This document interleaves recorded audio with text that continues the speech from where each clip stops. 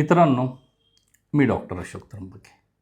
मुक्काम पोस्ट मिरजगाव, तालुका कर्जत, जिल्हा अहिल्यानगर या ठिकाणी आशिष हॉस्पिटल या नावे एक हॉस्पिटल चालवत आहे. मित्रांनो, मी महाराष्ट्रातील एक खूप प्रसिद्ध डॉक्टर असून एक वैद्यकीय व्यवसायातील प्रामाणिक डॉक्टर म्हणून मला महाराष्ट्रभर ओळखले जाते. मित्रांनो, आज आपण एका विषयावर बोलणार आहोत. त्या विषयाचं नाव आहे इरेक्टाईल डिस्फंक्शन, म्हणजे पुरुषामध्ये असलेला नपुंसकपणा. तुम्ही सांगा मित्रांनो, बायको जवळ आहे पण तुमचं लिंग उठत नसेल तर बायकोला तुमच्याबद्दल काय वाटत असेल? ती मनाशी बोलत असेल की माझा नवरा आता माणूस राहिलेला नाही, तो मर्द राहिलेला नाही, तो माझे शारीरिक समाधान करू शकत नाही, त्यामुळे या माणसाबरोबर राहण्यात काही मजा नाही आहे, काही रस नाही आहे.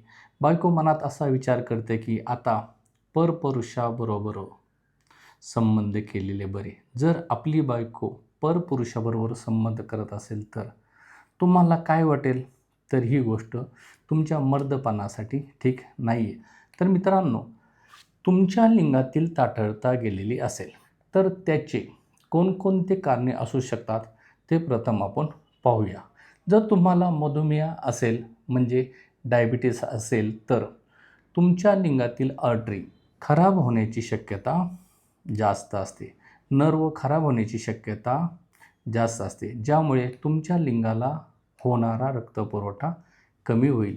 नर्व खराब झाल्यामुळे नायट्रिक ऑक्साईड रिलीज जादा होणार नाही, त्यामुळे ब्लड सर्क्युलेशन लिंगाला होणार नाही, त्यामुळे लिंगाला ताठरता येण्याची शक्यता निर्माण होईल.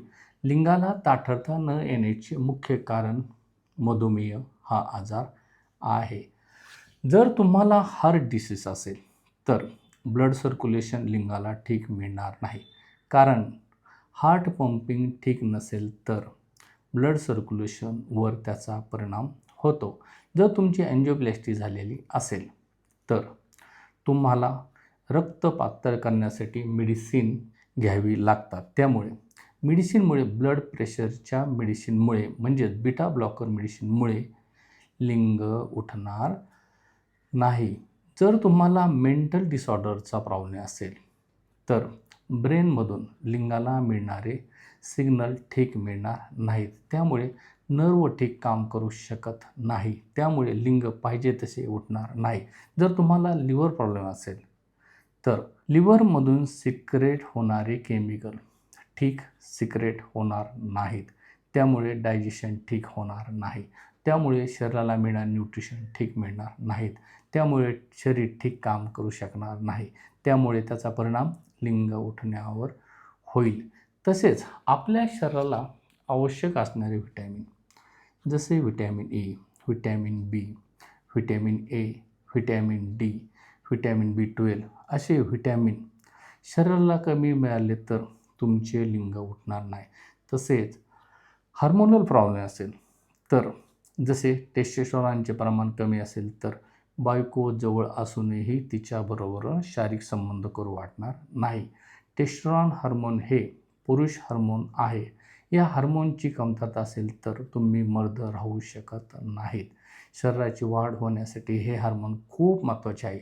लिंगात ताठरता येण्यासाठी, शुक्राणूंसाठी, मुले होण्यासाठी व इतर सर्व गोष्टीसाठी हे हार्मोन महत्त्वाचे आहे. तसेच स्ट्रेस असेल तर सेरोटोनिनचे प्रमाण म्हणजे हार्मोन आहे ते ड्रॉप होईल, डोपामाइन लेवल कमी होईल, ऑक्सिटोसिन हार्मोन कमी होईल, त्यामुळे मूड ठीक राहणार नाही, त्यामुळे संभोग करू वाटणार नाही.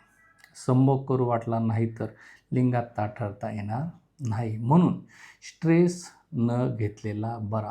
बरेच लोक अल्कोहोलचे सेवन करतात, स्मोकिंग करतात, ड्रग घेतात, त्यामुळे त्यांचा ब्लड व्हेसल ब्लॉक होतात. तसेच अनेक जण फास्ट फूडचे सेवन करतात, त्यामुळे कोलेस्ट्रॉल वाढते, त्यामुळे आर्टरी खराब होण्याची शक्यता असते, ज्यामुळे ब्लड सर्क्युलेशन लिंगाला ठीक होत नाही, त्यामुळे लिंगाला ताठरता येत नाही. असे बरेच कारणे आहेत की त्यामुळे लिंग पाहिजे तसे उठत नाही. मित्रांनो, एक गोष्ट ध्यानात ठेवा, आपलं जर लिंग उठलं नाही तर आपली बायको आपल्याबद्दल मनात काय विचार करत असेल की माझा नवरा आता माणूस राहिला, त्याच्यामध्ये कसलाही मर्दपणा राहिलेला नाही, तो साहजिकच आहे बाई माणसारखा झालेला आहे. म्हणजे जसं की त्याचं लिंग आता पूर्णपणे लुळं पडून गेले. मित्रांनो, एक गोष्ट ध्यानात ठेवा, आपल्या जीवनामध्ये शारीरिक सुख नसेल तर आपण काहीच करू शकत नाही. आपल्या जीवनाचा अर्थ पूर्णपणे संपवून गेलेला असतो. पण आपलं जर उठलं नाही तर आपल्या बायकोचा कसल्याही प्रकारचा दोष नसतो, तरीही आपण निर्लज्जपणे आपण आपल्या मंडळीला नावं ठेवत असतो. आपलं उठत नाही आणि आपण आपल्या बायकोलाच म्हणजे वेगवेगळ्या प्रकारचे आरोप घेत असतो. पण एक गोष्ट ध्यानात ठेवा, तुम्ही आरोप किती दिवस घेणार?